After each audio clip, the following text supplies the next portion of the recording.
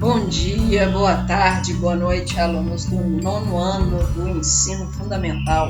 Aqui é a professora Doriane Vieira, do canal de História. Eu sou professora na Escola Estadual Engenheiro Caldas, aqui em Caratinga, Minas Gerais. E agora irei fazer a aula da semana 2 do PET volume 3. Vamos então ao que nos interessa. A aula desta semana é sobre a crise de 1929. Vamos então, primeiramente, para a nossa aula de História, a crise de 29 ou a Grande Depressão. E aí vamos o crescimento acelerado da economia americana desde o fim da Primeira Guerra e a euforia de setores da sociedade acabaram em 1929. A economia, que parecia sólida, entrou em uma crise sem precedentes, lançando milhares de pessoas à miséria em muitas regiões do planeta. Esse processo marcou o início da Grande Depressão. A crise de 1929 começou com a quebra da Bolsa de Valores de Nova York. Em poucos dias, a estrutura econômica colapsou, resultado de um profundo desarranjo do capitalismo. A crise foi causada por diversos fatores, especialmente o problema da superprodução.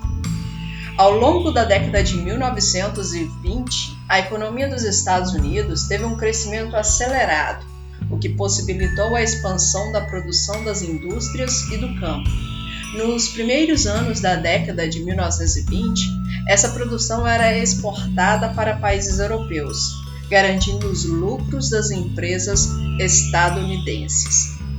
A partir de meados da década de 1920, os países europeus começaram a reorganizar suas economias e reduziram as importações dos Estados Unidos. As empresas estadunidenses, porém, continuaram a crescer e a produzir cada vez mais. Como existia muita desigualdade econômica e social nos Estados Unidos, uma grande quantidade de pessoas não tinha dinheiro e não podia consumir a produção dessas empresas. Isso provocou prejuízos e problemas econômicos, e em 1929 a situação financeira das empresas já era muito grave. Muitas delas faliram.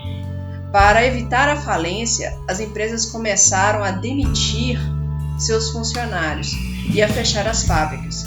Fazendeiros também tentaram diminuir a produção e gastar menos. No entanto, isso agravou a situação. As pessoas que perdiam seus empregos não tinham dinheiro para consumir, o que aumentava as dificuldades das empresas. A crise de superprodução não era o único problema dos Estados Unidos.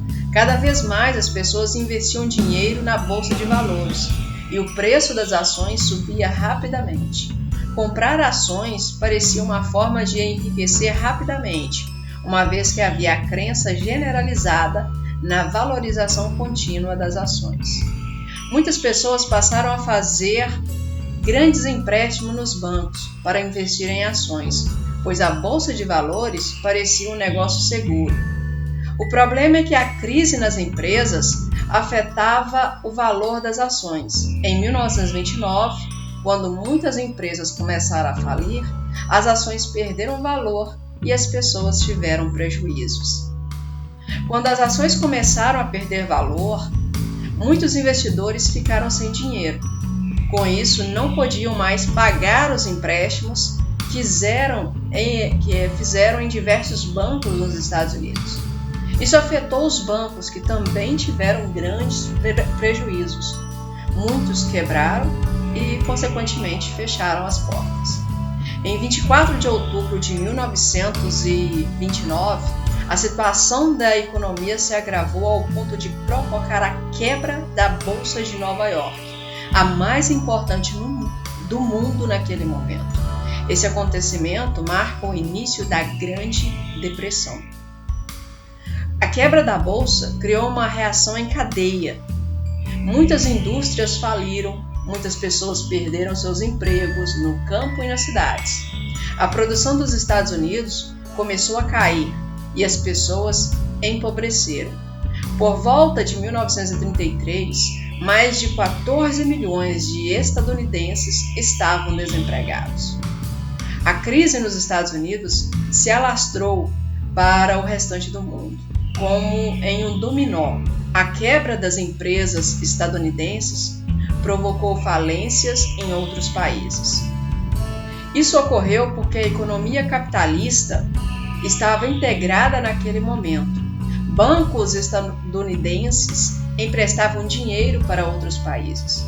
As indústrias exportavam suas produções e ajudavam na expansão da economia em muitas regiões do mundo. Assim, quando as falências começaram, afetaram a economia de outros países.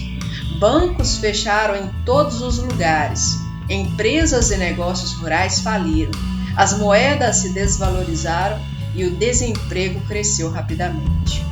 No início da década de 1930, o número de pessoas desempregadas no mundo estava em torno de 40 milhões. O Brasil também foi afetado pela crise de 1929. O café, principal produto de exportação, tinha os Estados Unidos como seu maior comprador.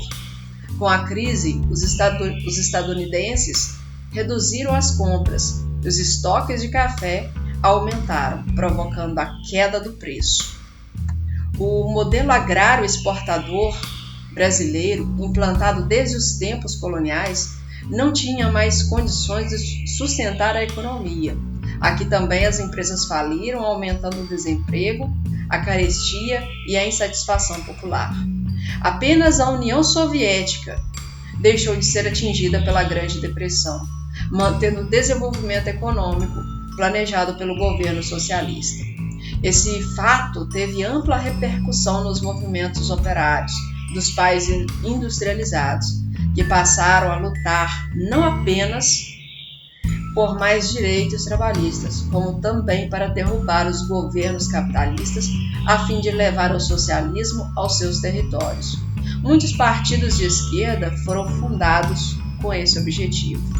Em 1933, o democrata Franklin Delano Roosevelt, de 1882 a 1945, tomou posse na presidência dos Estados Unidos. Uma de suas primeiras providências foi implementar um pacote de ações para tirar a nação do caos. Essas medidas eram caracterizadas pela forte intervenção do Estado na economia. Entre elas destacam-se a concessão de crédito e facilidade de investimentos a empresas particulares para que elas retomassem a produção controlada e gerassem capital e empregos. O governo assumiu as dívidas dos pequenos produtores agrícolas e lhes pagava para não plantar mais, a fim de reduzir os estoques e proporcionar a recomposição dos preços. A limitação da produção em grandes indústrias para evitar a superprodução. A criação do salário mínimo para recompor o poder de compra dos trabalhadores e levá-los a consumir. A realização de inúmeras obras públicas, como pontes, estradas, obras de saneamento básico, construção de edifícios públicos, etc., para reduzir o número de trabalhadores desempregados. A regulamentação das relações entre patrões e empregados, concedendo a esses o direito de se organizar e fazer greve. A proibição do trabalho infantil e a organização da Previdência Social. O pacote chamado New Deal proporcionou uma retomada lenta da economia. A crise fez com que muitos políticos passassem a considerar que o Estado liberal não era capaz de resolver os problemas econômicos sociais. Por isso, com o New Deal, o Estado passou a gerenciar e administrar setores da economia, como estradas, escolas, hospitais e usinas de energia, e a interferir no mercado quando necessário. Apesar da recomposição econômica decorrente do New Deal, a economia estadunidense só voltou a crescer durante a Segunda Guerra Mundial, com o desenvolvimento da indústria bélica. Roosevelt foi presidente por 3 mandatos, permanecendo no cargo até sua morte em 1945. Agora nós iremos ver um vídeo, tá bom? sobre esse conteúdo do nosso vídeo, ok? Oi, meu nome é Daniel, eu sou professor de História e na aula de hoje nós vamos falar sobre a crise de 1929, que ficou conhecida como a maior crise da história do capitalismo e que deu início àquele período também que ficou conhecido como a Grande Depressão. A crise de 1929, também conhecida como Grande Depressão, foi a maior crise da história do capitalismo e também foi a maior crise da história do liberalismo clássico, do liberalismo econômico clássico. Esse período da Grande Depressão, ele ficou caracterizado por ser um período de alta nas taxas do desemprego, quedas na produção industrial, queda na produção de riqueza, não só dos Estados Unidos, mas de todo mundo, e esses efeitos que eu acabei de citar, eles também se estenderam por praticamente todo mundo. Houve falência de empresas, falências de banco, etc. A crise de 29, conforme eu já mencionei, ela atingiu praticamente todo mundo. Diversos países sentiram de maneiras diferentes os efeitos da crise econômica de 1929. E a crise de 1929 ela também teve um impacto muito forte nas questões políticas e ela abriu espaço para mudanças políticas muito drásticas em diferentes partes do mundo, como por exemplo na Europa. Na década de 1920, a economia dos Estados Unidos era a maior economia do mundo de maneira disparada. Essa supremacia da economia dos Estados Unidos em relação às outras economias dos outros países, das outras potências do mundo, tem-se a impressão de que essa supremacia se iniciou somente após a Primeira Guerra Mundial. No entanto, os historiadores eles sabem, inclusive eles possuem dados estatísticos de que antes da Primeira Guerra, a economia dos Estados Unidos já era a economia predominante no mundo. É claro que, depois da Primeira Guerra, esse controle, esse domínio da economia dos Estados Unidos sobre a economia do mundo, ele se intensificou, porque naturalmente os Estados Unidos durante os 3 primeiros anos da Primeira Guerra atuou apenas como fornecedor, então o seu comércio e a sua economia prosperaram bastante a partir dessas vendas, e depois que os Estados Unidos entrou na guerra em 1917, a participação dos Estados Unidos se deu em solo europeu, ou seja, não houve conflito em solo americano. Então, depois que a Primeira Guerra Mundial terminou, o saldo econômico disso para os Estados Unidos foi muito positivo, e principalmente porque as economias da Europa elas estavam destruídas por conta dos 4 anos da Primeira Guerra Mundial. Só para a gente poder ter uma ideia dessa supremacia dos Estados Unidos na economia do mundo, no começo da década de 1920, os Estados Unidos ele era responsável por 42% da produção mundial de mercadorias. Os Estados Unidos era o maior credor do mundo, os bancos americanos emprestavam dinheiro para a Alemanha, França, Inglaterra e para diversos outros países de diversas partes do mundo, e somente os Estados Unidos era responsável por 40% de todas as importações que eram realizadas no mundo. Essa prosperidade da economia dos Estados Unidos fez com que a década de 1920 ficasse conhecida como um período de grande euforia econômica. É claro que hoje os historiadores sabem que essa euforia da economia dos Estados Unidos ela se baseou em bases extremamente frágeis. Era uma euforia falsa, mas de qualquer maneira, essa euforia econômica ela se estendeu, ela foi reproduzida pela sociedade americana, e essa euforia ela deu surgimento àquele modo de vida americano, American Way of Life, que basicamente ficou muito conhecido pela compra de bens de consumo, pela compra de mercadorias. Esse desenvolvimento desse modo de vida americano contribuiu para o crescimento da produção industrial, e nesse período da década de 1920 as indústrias americanas, elas produziam cada vez mais mercadorias sem se importar se o mercado interno e externo teria condição de absorver essa quantidade de mercadorias que era produzido. E essa euforia ela também se estendeu para os bancos. E o período da década de 20 nos Estados Unidos, o acesso ao crédito ele aumentou de maneira considerável e os bancos americanos realizavam empréstimos de maneira desenfreada, sem nenhum tipo de regulamentação do Estado sobre isso. Então, conforme eu mencionei, a economia, essa prosperidade da economia americana nesse período se desenvolveu em bases muito frágeis, né? E aí, só relembrando, a gente leva em consideração que não existia nenhum tipo de consideração da indústria dos Estados Unidos pela capacidade dos mercados em absorver a quantidade de mercadorias que era produzido. A agricultura dos Estados Unidos ela sofria com o alto valor das matérias-primas que eram compradas pelos Estados Unidos. E também os bancos, eles realizavam uma série de empréstimos, e esses empréstimos em larga escala também não levavam em consideração se as pessoas que haviam contraído esses empréstimos teriam condição de pagar futuramente o empréstimo que havia sido contraído.